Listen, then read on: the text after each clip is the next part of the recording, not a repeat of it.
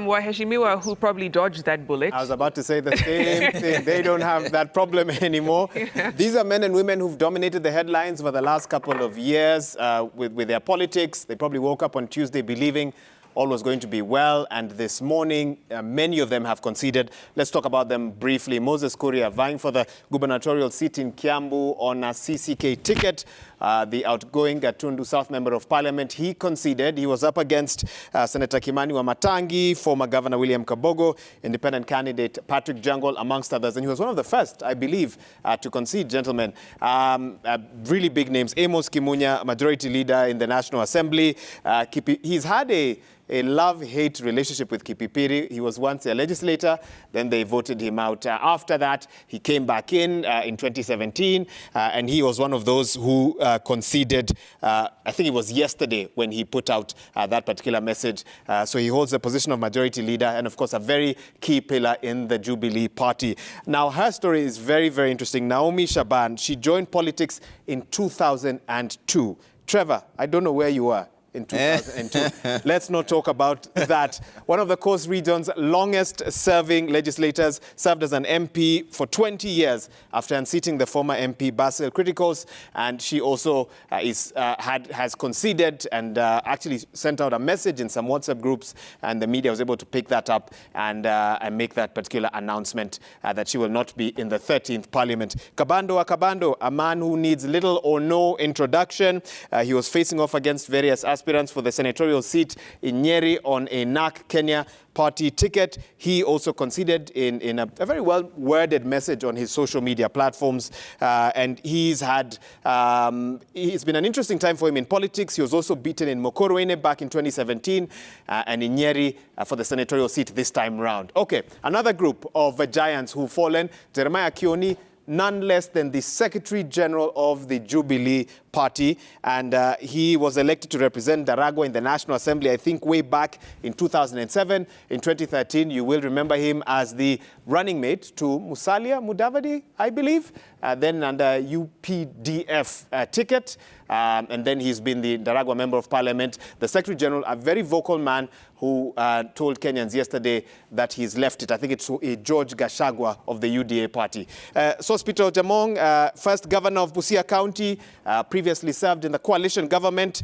and with his 2 terms over as governor, he was vying for the Teso South seat, and he also conceded, stating that he's already looked at the numbers and he will not be successful, as he congratulated Paul Otuoma. We don't have gubernatorial results yet, but he went on to congratulate Paul Otuoma. Having looked at the numbers, they seem to augur well. Another very interesting name, Alfred Keter.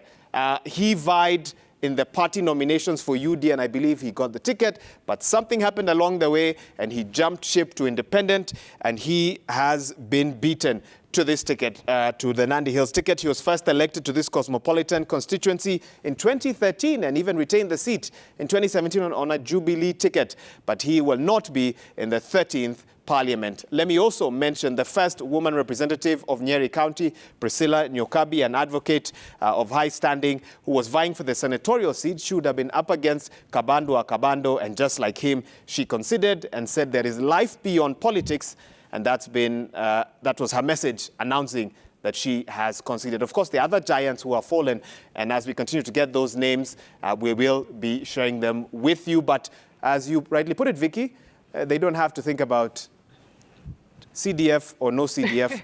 What will we do? Absolutely. And it's interesting just to see also the stream of concessions coming from a lot of these bigwigs. What do you make of that trend that we're seeing this election cycle?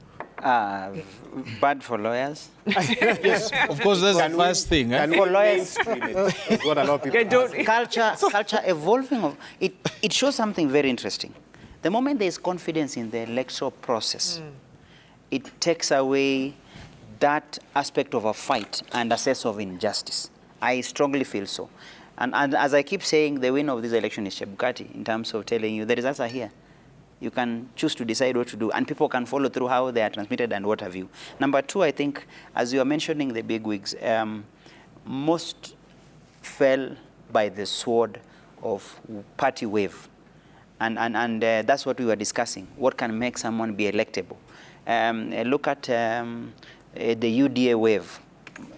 90% of the people you've mentioned, including Alfred Keter in Nandi, the UDF wave was Too strong. massive. And that swept across the Rift Valley counties, even Isaac Ruto.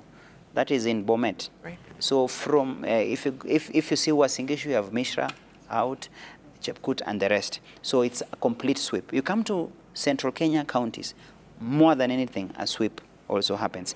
And then lastly, I think we should also acknowledge something interesting, very new, fresh faces. Like I was looking at your updates, I was impressed by my colleague. That is for Nyeri Speaker.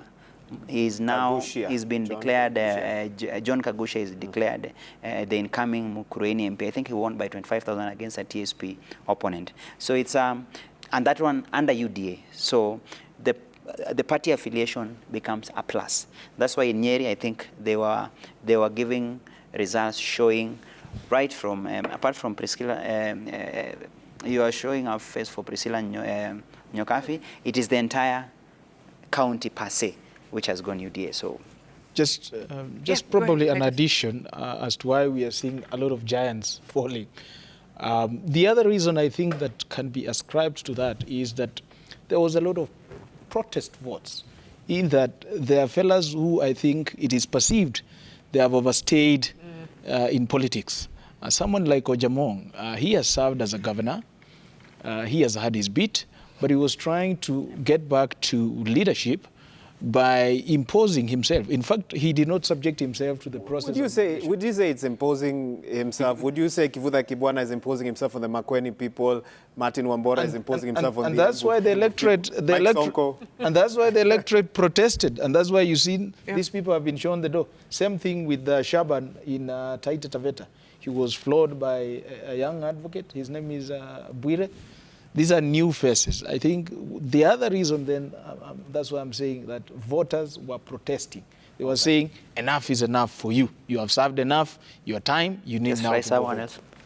Just to add, Vicky, I think for me, it's a new phenomenon, and we're introducing a bit of political hygiene, where for our leaders, now it is making us, even the subject, think that, yes, they know that this is a competition. There has to be a winner and a loser. If we are seeing a lot of people conceding, and I wish we can see it even in other levels, more so the presidential and gubernatorial, because I believe those are the highly contested, going as it were. I want to see a lot of them concede, even going forward, even the MCAs, so that in as much as it will be bad for the lawyers, let people concede so that at least we don't drag. We've seen this country where people drag with petition. You don't even have time to serve thy people. You go and spend maybe 6 months, as the law say. That 6 months you would have done something, but because you're spending your you've spent your resources in campaign, you still have to spend resources in litigation within our court.